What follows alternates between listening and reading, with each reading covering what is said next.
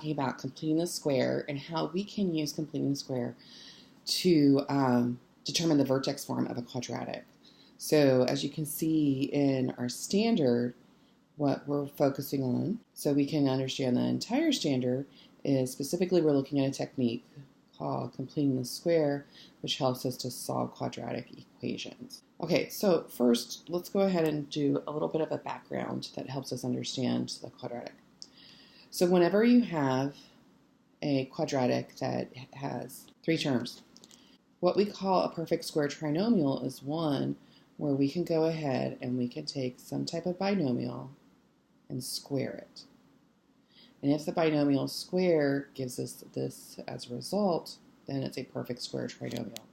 What has to be true about perfect square trinomials, and don't focus on this on the A, B's, and C's, but the first term has to be a perfect square, and the last term has to be a perfect square. So for example, 16, 4 times 4 makes 16, 4 plus 4 makes 8, so this would be x plus 4 times x plus 4, which is the same as x plus 4 quantity squared. Now, please take note, whenever you have a binomial squared, you cannot distribute the square. You actually have to write it out like so and do first, outer, inner, last. Okay, so this one, square root of a squared is a, square root of 1 is 1, and they agree to be positive, a plus 1 squared. Square root of m is m, square root of 81 is 9. They agree to be negative. Square root of p is p, square root of 25 is 5, and they agree to be negative. Now, why is that useful for knowing about how to complete the square? So what we're trying to establish when we're completing the square is we're trying to force our quadratic to have this pattern. So let's take a look. Okay, so first thing about completing the square is it has to be some type of equation that you need. So, for example, when we're going from standard form to vertex form, we can use completing the square. So the first thing we want to do is we need to separate the things that have an x variable from the constants. So for our example here, I need to get that to the other side. So to do that, I'm going to add 6 to both sides of my equation, which gives me x squared plus 4x equals 6. Now this next step just depends. So we want to look at the coefficient of x squared. Depending on what we're doing, if we're solving the equation, it's usually easiest to divide all the terms by a. But since today our goal is to rewrite our equation in vertex form, what we're going to do is if there's not a 1 in front of the x squared or the b squared or whatever it is squared, we're going to go ahead and we're going to factor it out. Okay, so in this case it's a 1, we're good. So that step doesn't always have to be done. So the next thing it says is we're going to divide the b term. So remember the b term is the value in front of the linear variable. So x to the first tells us that 4 is our b. So we're going to take 4, I'm going to do this off to the side. I'm going to divide it by 2, which means cut it in half and square it. So half of 4 is 2, and 2 squared is 4. And it says add that number, and notice it says times a. If we factored out a, we're going to have to multiply it to both sides. In this case, since a was 1, we're just going to put plus 4 and plus 4. Next thing we do is we simplify, and I have x squared plus 4x plus 4 equals 10.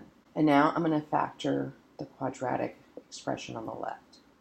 And so since it's a perfect square and a perfect square, it's x plus 2. Remember how I got 2? That's the same as the b over 2. Squared equals 10. Now what I'm going to be doing with this is I'm going to later on, I can go ahead and come up with solutions to this equation. Or when we go ahead and we look specifically at vertex form, we'll be able to figure out what the vertex is of the quadratic equation. Now we're going to go over an example where a is not equal to 1. So So the first thing I'm going to do still is I'm going to separate my x variable terms. So I'm going to leave those exactly where they're at, but I'm going to add 5 to both sides. So I have 3x squared plus 9x equals 5. Now, remember, we're going to be focusing on factor out a. So a is 3. So I'm going to go ahead and put the 3 to the left, and then I'm going to take each term and divide it by 3. 3x squared divided by 3 would be x squared. 9x divided by 3 would be 3x. And I'm going to leave a little bit of space for that b over 2 squared, and it's still equal to 5. So the factoring out on the left doesn't require me to do anything with that constant on the right. Okay, so now what is b? Remember, b is that coefficient of x to the first. So in this case, it's 3. I'm going to divide it by 2, and I'm going to square it. I'm going to leave this in fraction form. Plus 9 over 4 plus 9 over 4. Okay, so on the left side, I can just go ahead and add 9 over 4. But remember, what that represents is 3 times 9 over 4. So even though it says I added 9 over 4 because it looks like I did, what I really did was add 3 times 9 over 4. And 3 times 9 over 4 is 27 over 4. So on the right side, I have to add a times that amount. Okay, so now I'm ready for factoring. So I leave the 3 alone. And over here, remember, this is a perfect square trinomial. So the square root of x squared, and then the square root of 9 to the 4th, remember, that's just b over 2. I put my exponent of square, because x plus 3 over 2 expands to this when I square it. And then over here, I just have to add 5 plus 27 over 4. Remember, 5 is the same as 20 over 4, and 20 plus 27 makes 47 over 4. And it is written in factored form, and I've completed the square. I'm not going to do anything else at this point because we aren't focusing on solving the equation yet. Okay, now let's go ahead and we're going to look now at what our goal was today, is looking at how we can complete the square to help us convert from standard form to vertex form. So notice the steps are pretty much the same. I group my x's, I factor out the a if necessary, I complete the square, and then the rest is very specific to vertex form. Okay, and this one, there's a couple ways you can manage it. So let's go ahead and look at what to do. Okay, so let's go ahead and start off with our first one, number 1. So when we're going ahead and we're looking at this, so I have f of x, remember, which represents y, x squared plus 4x. So here's what I prefer to do. I like to go ahead and keep x's on one side, everything else on the other. And to kind of keep things, simple, I find that often that it's easier for students to go ahead and put it in y equals form. So based off of that, I'm going to get 4 on the other side for a moment. And I have x squared plus 4x. So just like we did before, we first make sure that we have a 1 in front of x squared, and we do. So I don't really need it written there. So if a is 1, then I can go ahead and I'm going to take my b term, divide it by 2, and square it like we did before. And that's when we're going to give us 4. I'm going to add 4 here, and since a was 1, I'm going to add 4 to the other side, and now I'm going to simplify. So y minus 4 plus 4, no. Y minus 4 plus 4 gives us just a y. Y minus 4 plus 4 gives us just a y. And now we need to factor this quadratic expression, x squared plus 4x plus 4, which gives us x plus the b that we squared. Now we make sure that on the left side we have the y, or the f of x, all by itself, and on the right side we have everything else, and we do. So by looking at this, I can tell that the vertex would be -2, and I'm adding nothing out here, so my k is 0, and that's my vertex. Okay, now we're going to go ahead and move to this one, number 3, And what I notice on this one is that a is not equal to a positive 1. So I'm going to rewrite it so I have the x terms on the right and everything else on the left by adding 5 to both sides. Okay, now I have to go ahead and I have to factor out the a value. So at this point, remember, I'm not doing something to both sides, just on the side that has the x's. So I need to divide each term by a -1. And so opposite of x squared divided by -1 is just x squared. Positive 6 divided by -1 gives us -6. And now I'm ready to go ahead and complete the square. So I'm going to take my b term, which is -6, divided by 2, and square it. And remember, when you square a negative, it's going to be a positive. 6 divided by 2 is 3.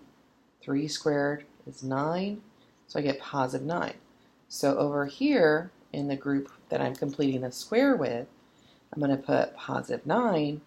And remember, over here, I have to do -1 times positive 9, which is -9.